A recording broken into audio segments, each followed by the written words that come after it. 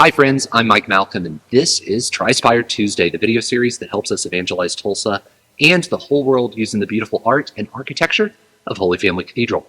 Today we're going to talk about the relationship between a cathedral and a diocesan bishop. How does Holy Family Cathedral relate to Bishop David Konderla? And it does so in 3.5 ways. I'm going to show you 3 big ways and 1 smaller way that really solidifies that connection between cathedral and bishop. The first one is very easy. It's very visible. It's that chair called a cathedra. If you add an L to the end of cathedra, you come up with cathedral, and that's why this church is Holy Family Cathedral and not Holy Family Church. In fact, it was Holy Family Church until that chair was installed.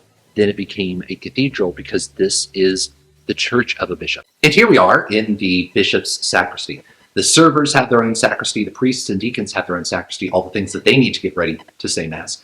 Bishop Konderla has his own sacristy back behind the altar with his own closet, and in it he's got a lot of the vestments that he wears. Here's a green chasuble, purple, blue, all kinds of different colors. Most important back here is one of Bishop Konderla's hats. This is a mitre.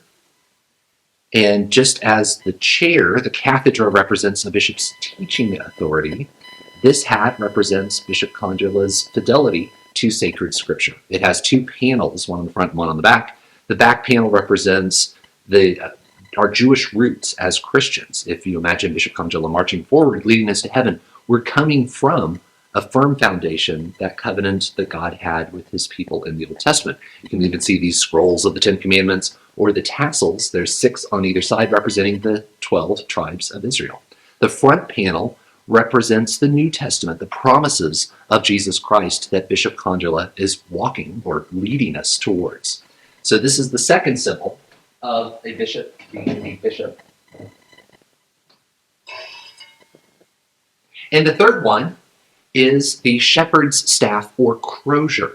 Now, if you see Bishop Konderla, he's very often carrying a wooden crozier that he made himself. He is a woodworker, and he told me that he has made croziers, I think, for 7 or 8 other bishops.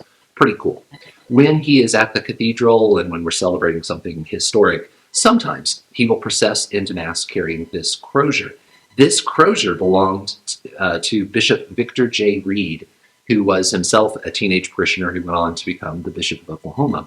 This shepherd's staff represents a bishop's role as shepherd. He has to keep his flock of Christians in eastern Oklahoma together and to keep them safe. So there's 3 symbols of a bishop being a bishop. There is the cathedra, which represents a bishop's teaching authority. That's his chair. There is the mitre, the hat, which represents his fidelity to sacred scripture. And then there is the crozier.